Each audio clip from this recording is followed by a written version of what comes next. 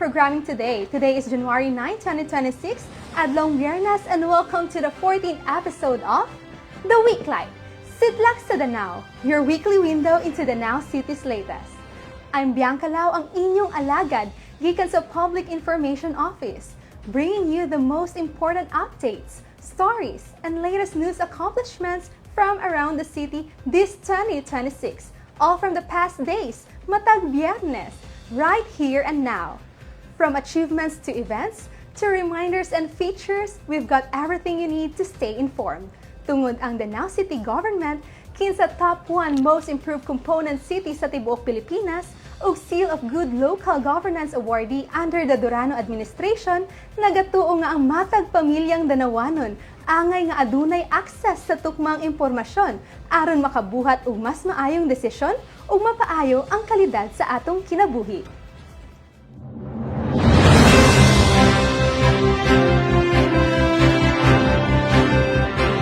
Unang balita, usa ka maayong sugod sa tuig 2026 ang misugat kanato pamilyang Danawanon sa dihang opisyal nang giablihan kagahapon Enero 8 sa Jollibee Group ang pinakadako nila nga food commissary sa Visayas dinhi sa Danao City.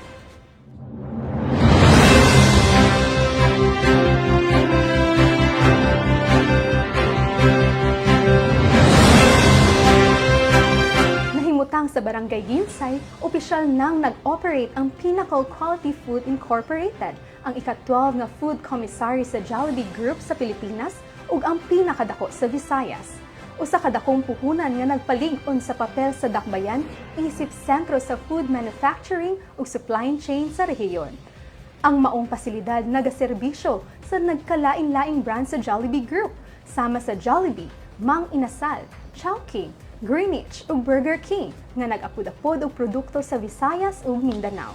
Lakip sa mga misalmot sa pag-abli niini sila Cebu People's Governor Pamela Baricuatro, DTI Secretary Maria Cristina Roque, Cebu Provincial Administrator Attorney Ace Durano, Danao City Mayor Ramonito Durano III, Vice Mayor Ivy Durano, former Danao City Mayor Mix Durano ug mga top executives sa Jollibee Group. Kini nga proyekto nasugdan pa sa panahon ni former Mayor Mix Durano. Mahinumduman nga pinaagi sa hiniusang paningkamot ug klarong pananaw sa lideratong Durano sa lokal nga pamunuan nahimo kining tanan nga posible. Ang maayong koordinasyon, maampingong pagplano ug lig-on nga baruganan sa sustainability mao'y nahimong pundasyon sa kalampusan. Gikan sa paghatag prioridad sa pagpalambo sa ekonomiya sa Danao City, pinaagi sa Investment Forum, pagpausbaw ug pagmodernisa sa mga proseso sa panggobyerno, hangtod sa maisugong pagdeklara sa Danao City nga more than ready alang sa mga pamuhunan, klaro kaayo karon ang mga positibong resulta. Kini nagpakita nga kung adunay visionary leadership ug tinabangay nga paningkamot, ang kalambuan mahimong tinuod ug maluntaron.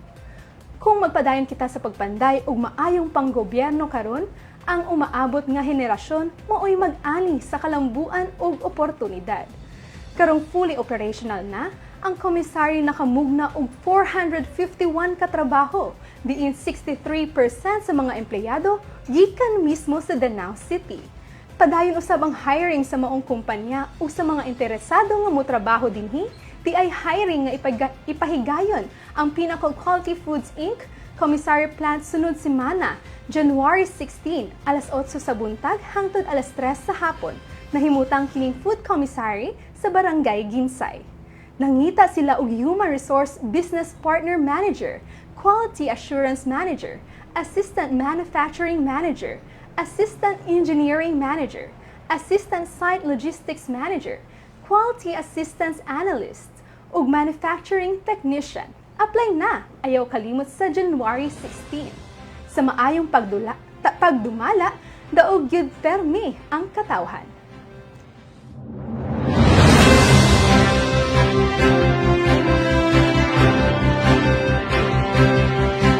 Bagong tuig apan nagpadayon gihapon ang paningkamot ug aksyon sa lokal nga pamunuan human sa mga kadaot nga gibiling ni Bagyong Pino. Karong semanahuna, personal nga nanguna na sab si Mayor Nito Kauban ang City Engineering Office ug City Planning and Development Office sa lahi na sab na site inspection sa Santa Rosa, Ibo Road. Usa sa mga dapit nga grabing naapektuhan atol sa bagyo.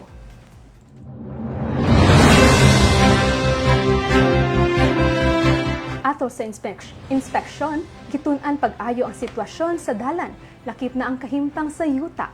Nasuta dinhi nga delikado na gayud kini agian maong adunay alternate routes nga ipahamtang aron masiguro nga luwas ang pag-agi sa mga residente samtang naghulat sa bag-ong konstruksyon sa dalan. Gipasalig ni Mayor Nito sa mga danawanon nga dili pasagdan ang sitwasyon ug adunay klarong direksyon ang LGU sa pag-ayo sa mga nadaot nga infrastruktura aron mabalik ang haksay nga paglihok sa komunidad. Lakip ni ini ang una nang giprioridad nga defensive project gamit ang lokal nga pundo. Ang Langob Quezon Bridge, Awihaw o kining gi-inspection nga Santa Rosa Ibo Road. Gipadayag ni Mayor Nito nga maningkamot gayud ang dakbayan apan hangyo lamang niya sa DPWH nga ma-realign ang budget allocation niini sa tinuod nga panginahanglan sa dakbayan. Ilabi na nga kuwang pa ang pundo sa lokal nga pamunuan ug dili maapod sa kadaghang kadaot nga nahiaguman atol sa bagyo. Dugang niya nga nabudgetan na sa DPWH ang naguba nga tulay sa tabok ug nang hinaot nga matabangan sab ni ining dako nga trabahoon sa Santa Rosa, Ibo Road.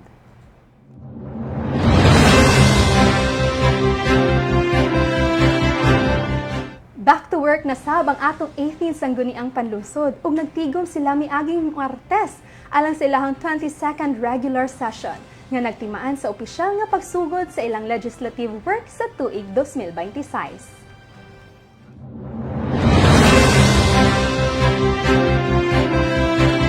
Lakip sa ilang nahisgutan ug napasar nga resolusyon ang pagmandato sa tanang city councils ug task forces nga maghimo og implementing rules and regulations o IRR alang sa mga naaprubuhan ng ordinansa aron mas klaro ug epektibo ang implementasyon sa mga polisiya. Giaprubahan usab ang mga resolusyon nga nagsuporta sa socio-cultural activities, lakip ang hangyo nga financial assistance gikan sa Provincial Government of Cebu, ingon man ang pagpalig-on sa traditional nga baile, isip cultural ug wellness activity alang sa kabatan-unan ug senior citizens sa tanang barangay. Giadapt sab sa konseho ang resolusyon sa probinsya nga nag-awhag sa pet owners nga buhian ang ilang mga hayop panahon sa kalamidad sama sa linog, sunog ug bagyo. Usa sab kadakong bahin sa sesyon ang paghatag og otoridad sa city mayor sa pagdawat sa nagkalain-laing donasyon ug financial assistance gikan sa probinsya ubang LGUs, bangko, institusyon ug pribadong individual nga magamit alang sa mga programa ug serbisyo ug padayon nga pagbangon sa dakbayan.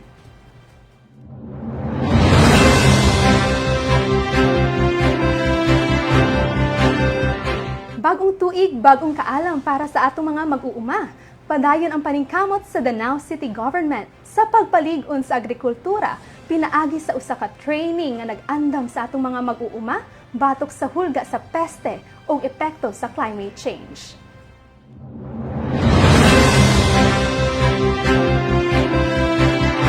Gipahigayon sa City Agricultural Services Office ang Bantay Peste Volunteer Brigade Training sa Barangay Masaba, Danao City. Usa ka duha ka adlaw nga research-based o science-driven nga pagkat-on alang sa atong mga mag-uumang danawanon. Ang training nagtumong sa pagpalig-on sa kahibalo ug kapasidad sa mga mag-uuma sa pagmonitor, pag-ila ug hustong pagdumala sa mga peste o sakit sa tanom ug utanon. Ilabi na karon nga nag-usab ang klima ug nagkadaghan ang bag-ong hulga sa pananom. Pinaagi sa science-based pest management strategies ug sa tabang sa Regional Crop Protection Center 7, gipalig-on ang pest and disease surveillance ug early warning systems.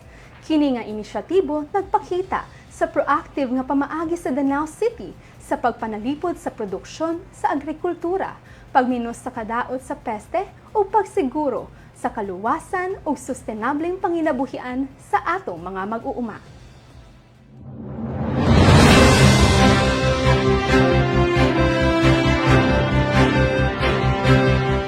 Sunod semana na ang sinulog 2026 usa ka dakong selebrasyon sa pagtuo og kultura sa mga Sugbuanon.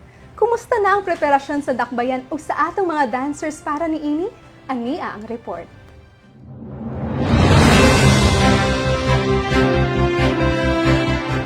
Mahinumduman nga tungod sa mga katalagman nga miigo sa Danau City, lakip ang epekto sa Bagyong Tino, may desisyon ang lokal nga pamunuan nga dili na lang moapil isip opisyal nga contingent sa sinulog karong tuiga aron iprioridad ang rehabilitasyon ug pagbangon sa dakbayan. Apan bisan pa man niini, pinaagi sa suporta sa probinsya sa Sugbo ubos sa pamuno ni People's Governor Pamela Baricuatro, ang Danau City more than ready na nga mo-offer og dance performance. Dili isip opisyal nga contingent, kundi isip guest performer. Usa ka halad sa pagtuo o pasalamat ngadto kang Senyor Santo Niño nga padayon nga naghatag og kalig-on ug grasya sa dakbayan ug ingon man sa tibuok probinsya. Karon, padayon ang mas hugot nga practice sa atong mga mananayaw nga nagpakita sa ilang disiplina, sakripisyo ug debosyon. Ug sunod semana sa Sinulog Festival 2026 ato na kining masaksihan. Alang sa ato ang Sinulog 2026 journey and updates, ayaw kalimot sa pag-like o follow sa Danau City Tourism and Development Office sa Facebook.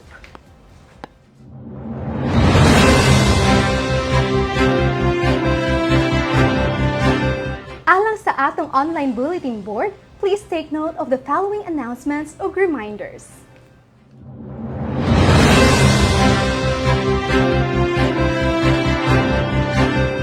Mga kabatan-unang Danawanon, basin ikaw na ang gipangita sa atong Danau City Youth Commission, DCYC. Padayon ang pagpaligon sa tingog sa kabatan-unan samtang giablihan sa DCYC ang call for barangay youth representatives sa tanang barangay sa Danau City. Kung ikaw o sa kabatanong leader nga anda mo serbisyo, passionate sa community work, ug anda mahimong tingog sa kabatan-unan sa inyong barangay, kini na ang imong higayon. Open kini sa tanang barangay sa Danau City. Para sa dugang detalye o guidelines, bisitaha ang official Facebook page sa DCYC. Padayon kabatan-unan, ang serbisyo magsugod sa barangay, here and now.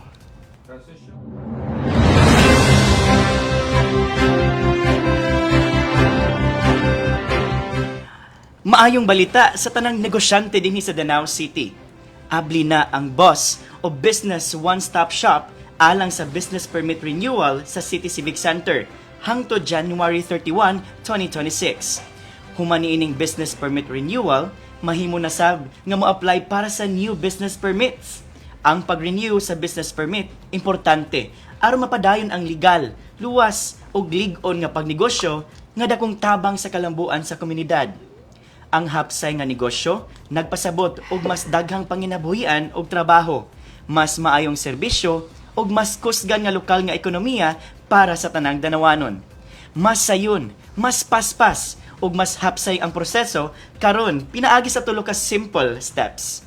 Ayon na paglangan, adto na sa City Civic Center ug iproseso ang inyong renewal.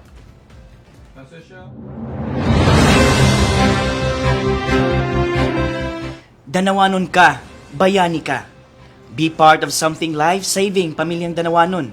Join the upcoming mobile blood donation activity and help give others a second chance at life. Ipahigayon kini karong Enero 12, 2026, Lunes, gikan alas 8 sa buntag hangtod alas 2 sa hapon sa Barangay Looc Covered Court, Danau City. New Year, new chance to save lives na sab. Magkita-kita ta didto, Blood Heroes.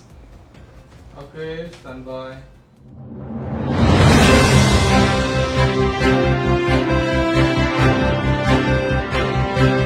Mao kato ang mga announcement nato for this week mga Danawanon. And for this week's feature, tan-awa kining teaser video sa umaabot nga 3rd edition sa Danau City International Ultra Trail.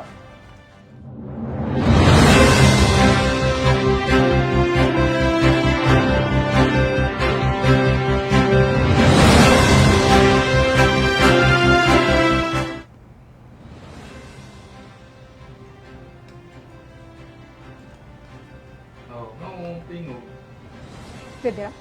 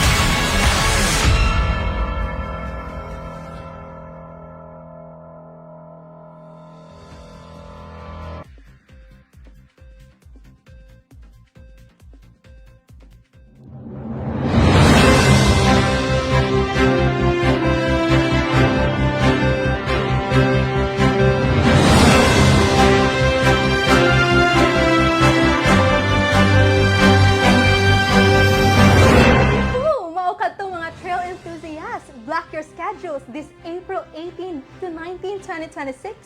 And get ready to run beyond borders and rise above limits as the Now City International Ultra Trail returns for its 3rd edition.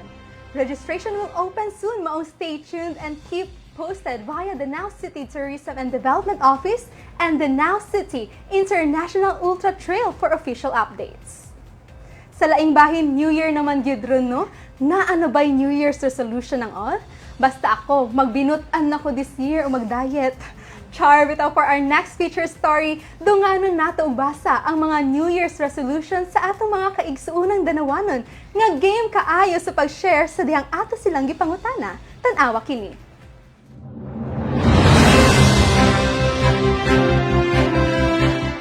So naa diri New Year's resolution ni Beverly Roble Casona na dili na daw siya magpautang.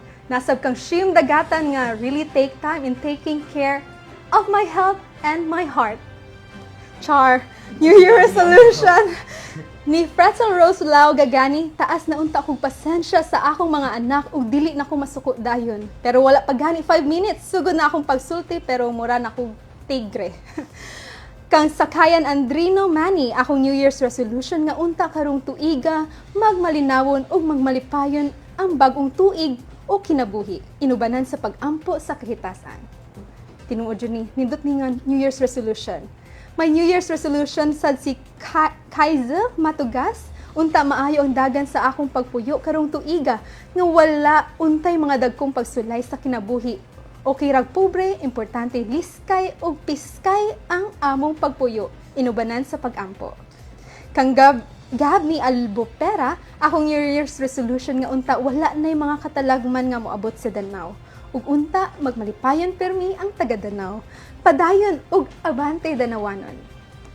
Nasab diri kang Angela Batukan Schaefer, akong New Year's resolution, peace, love, unity sa tibuok kalibutan. Kang Virgie Aringay Batulan, akong New Year's resolution, kay tarungon na jud na akong pili, kinsay akong butaran.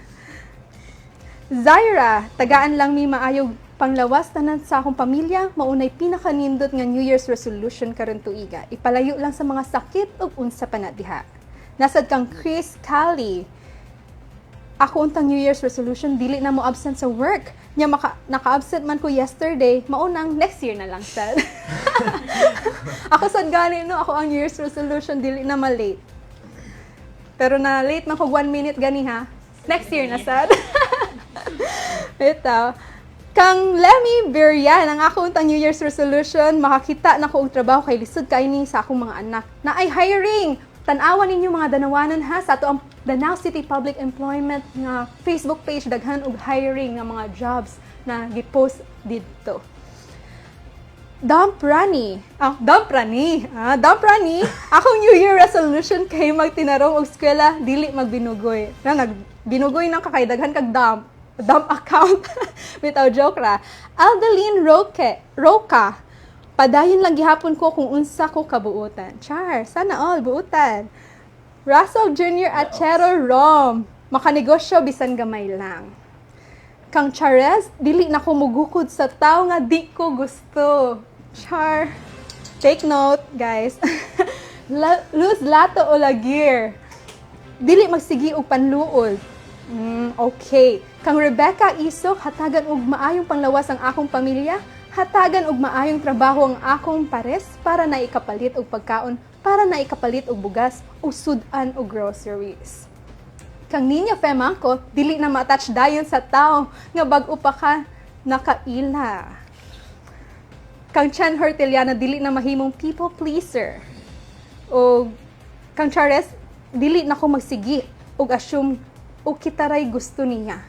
Mga kuan kay no hugot sad kayong uban no. Kang Chardel Mangko, dili na palabing overthink. So mao na ang pipila sa ato ang mga New Year's resolution sa ato ang mga pamilyang Danawanon. So unsa pa may mga New Year's resolution ninyo no? Nana sa ato ang gi-post na nato sa ato ang Facebook page o pwede pa mo comment dito. Ipaabot ang inyong New Year's resolution sa atong official Facebook page.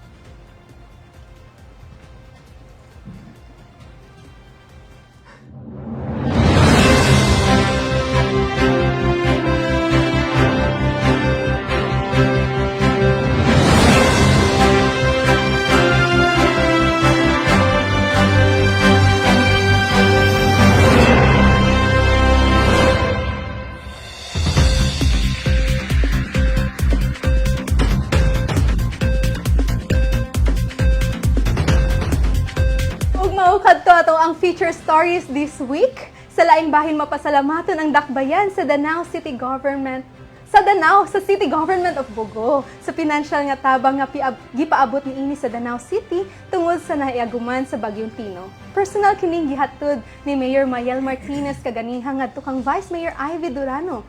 So sa makausab pa daghan kaayon salamat Bogo City. Kanuna gyud ta magtinabangay no kay katusang nag-earthquake tungod sa linog kita sab nitabang sagta sa Bogo sa pag-deploy sa ato ang mga city rescuers. Ingon ana, magtinabangay lang gyud ta mga Sugbuanon.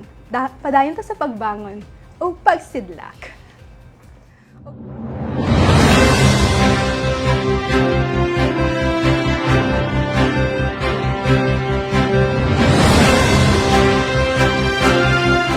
Ug sa dili pa matapos ang atong programa, let's offer a moment of silence alang sa atong mga kaigsuunang Sugbuanon nga naapektuhan sa nihugno nga landfill sa Barangay Binaliw sa Cebu City.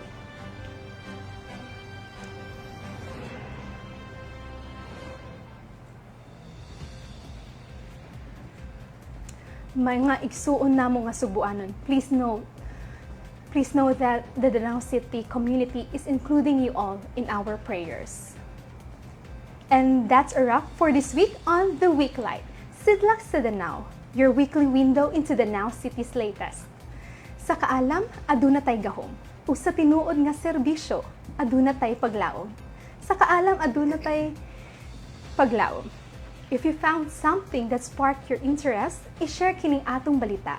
Like and follow Danao City Government on Meta and visit danaocity.gov.ph as Danao City Government's official website. Sa ngalan ni Mayor Nito Durano, Vice Mayor Ivy Durano, city officials ug tibuok pwersa sa Danao City Government, kini si Bianca Lao, gikan sa City Information Office, reminding you, stay informed, stay involved, stay connected, and empowered. Maayong hapon ug sidlak Danao! Happy New Year!